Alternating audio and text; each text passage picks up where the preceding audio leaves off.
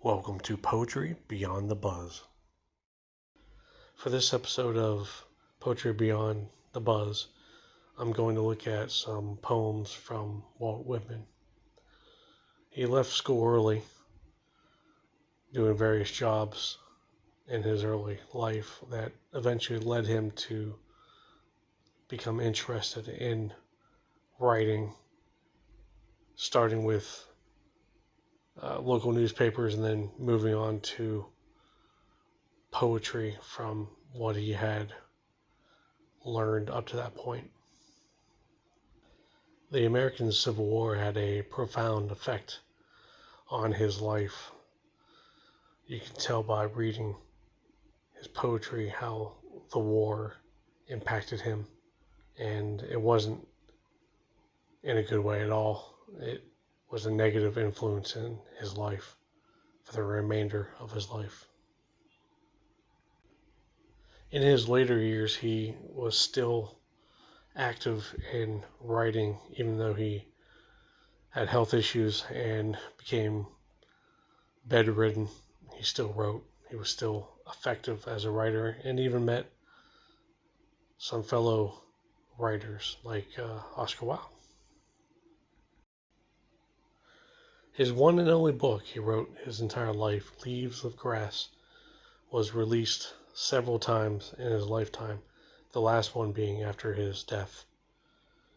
He would modify it, add to it over his lifetime. Death was a common theme in his writings as you read through them. It was always on his mind as he went through his life and saw death. First up, Despairing Cry. Despairing cries float ceaselessly toward me, day and night. The sad voice of death, the call of my nearest lover, putting forth, alarmed, uncertain. This sea I am quickly to sail. Come tell me. Come tell me where I am speeding. Tell me my destination. I understand your anguish, but I cannot help you. I approach, hear, behold the sad mouth, the look out of the eyes, your mute inquiry. Whither I go from the bed I now recline on, come tell me. Old age alarmed, uncertain, a young woman's voice appealing to me for comfort. A young man's voice, shall I not escape? Next up, Pensive and Faltering. Pensive and faltering, the words the dead I write, for living are the dead, happily the only living, only real, and I, the apparition, I, the spectre. Next up, Oh, always living, always dying. Oh, living always, always dying. Oh, the burials of me, past and present. Oh, me, while I stride ahead, material, visible, imperious as ever. Oh, me, what I was for years, now dead. I lament not, I am content. Oh, to disengage myself from those corpses of me, which I turn and look at, where I cast them, to pass on, oh living, always living, and leave the corpses behind. Next up, O you whom I often and silently come. O you whom I often and silently come where you are, that I may be with you, as I walk by your side, or sit near, or remain in the same room with you. Little you know the subtle electric fire that for your sake is playing within me. Up next, Had I the Choice. Had I the choice to tally greatest bards, to limn their portraits, stately, beautiful, and emulate at will, Homer, with all his wars and warriors, Hector, Achilles, Ajax, or Shakespeare's woe, entangled Hamlet, Lear, Othello, Tennyson's fair ladies, meter or wit the best, or choose conceit to wield in perfect rhyme, delight of singers. These, O see, all these I gladly barter. Would you the undulation of one wave, its trick to me transfer, or breathe one breath of yours upon my verse, and leave its odor there.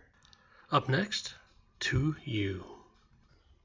Whoever you are, I fear you are walking the walks of dreams. I fear these supposed realities are to melt from under your feet and hands. Even now your features, joys, speech, house, trade, manners, troubles, follies, costume, crimes dissipate away from you. Your true soul and body appear before me. They stand forth out of affairs, out of commerce, shops, work, farms, clothes, the house, buying, selling, eating, drinking, suffering, dying. Whoever you are, now I place my hand upon you, that you be my poem. I whisper with my lips close to your ear. I have loved many women and men, but I love none better than you. Up next, In Former Songs. In former songs, pride have I sung, and love, and passionate, joyful life.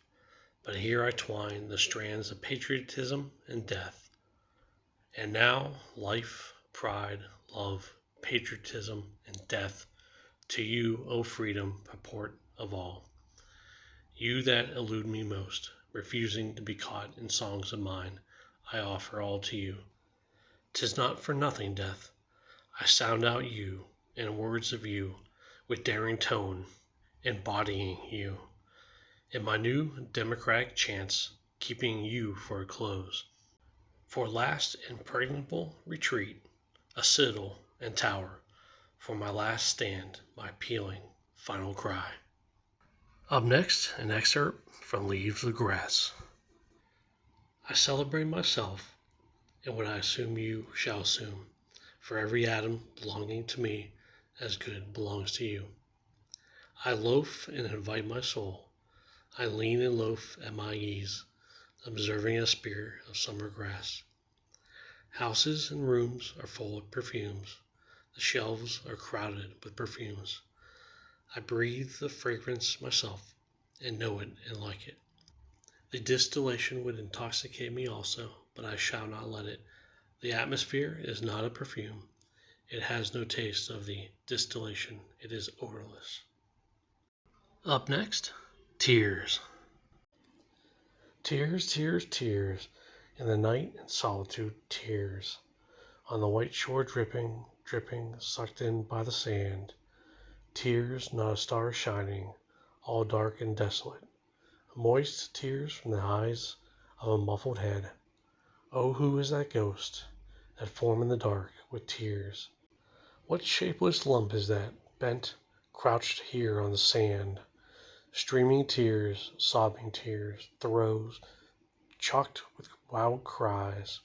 Oh, storm, embodied, rising, careering with swift steps along the beach. Oh, wild and dismal night storm with wind. Oh, belching and desperate. Oh, shade, so sedate and decorous by day, with calm countenance and regulated pace. But away at night as you fly, none looking, oh then the unloosened ocean of tears, tears, tears. Up next, Song of Myself. I exist as I am, that is enough. If no other in the world be aware, I sit content. And if each and all be aware, I sit content. One world is aware, and by the far the largest to me, and that is myself. And whether I come to my own today, or in 10,000, or 10 billion years, I can cheerfully take it now, or with equal cheerfulness, I can wait. Up next, Full of Life Now. Full of life, now, compact, visible. I, 40 years old, the 83rd year of the States. To one, a century hence, or any number of centuries hence. To you, yet unborn, these seeking you. When you read these, I, that was visible, and become invisible. Now it is you, compact, visible, realizing my poems, seeking me, fancying how happy you were, if I could be with you, and become your comrade. Be it as if I were with you. Be not too certain, but I am now with you. Up next, a clear midnight.